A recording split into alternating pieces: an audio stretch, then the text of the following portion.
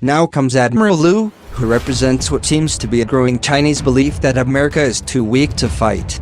The Chinese are certainly not the first. The Germans and Japanese thought the same in 1941. Perhaps China should remember that the Japanese thought the Chinese were weaklings in the 1930s. Admiral Lou Yuan is China's Curtis LeMay. LeMay, the U.S. Air Force general who torched Japanese cities and later headed Strategic Air Command, was notorious for his bellicosity. In the 1950s and during the Cuban Missile Crisis, he tried to get the U.S. to launch a nuclear first strike against the Soviet Union. During the Vietnam War, he urged bombing North Vietnam back to the Stone Age.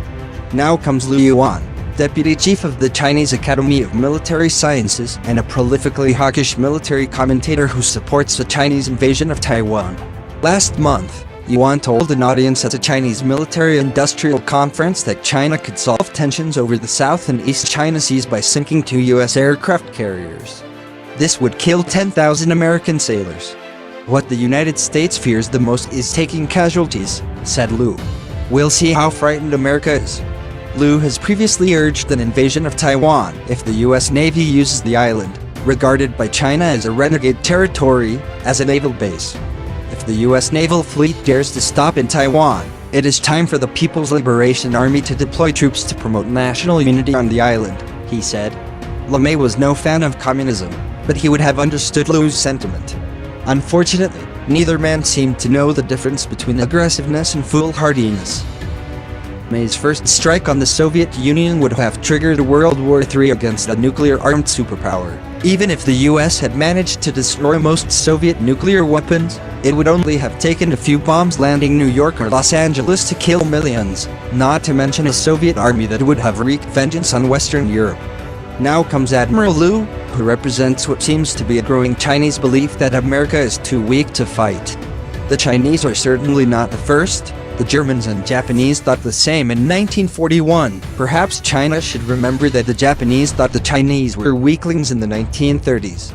Lou says China's anti-ship missiles are sufficient to destroy U.S. carriers and their escorts. Militarily, it may be true that hypersonic missiles, or ballistic missiles converted into anti-ship weapons, could do the job. Then again, they might not, because these weapons have not been tested in war. Which brings up the real issue here: sinking U.S. carriers would be an act of war. Not a warning shot across the bows. Not a spy plane downed for crossing into Chinese territory. Not an accidental collision between an American patrol plane and a Chinese fighter. Sinking an American carrier would be an act of war, period. If Chinese like Admiral Lou are right, then America is finished as a major power.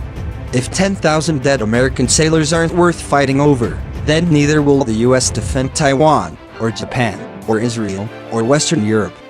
But what if Lou is wrong, as he almost certainly is?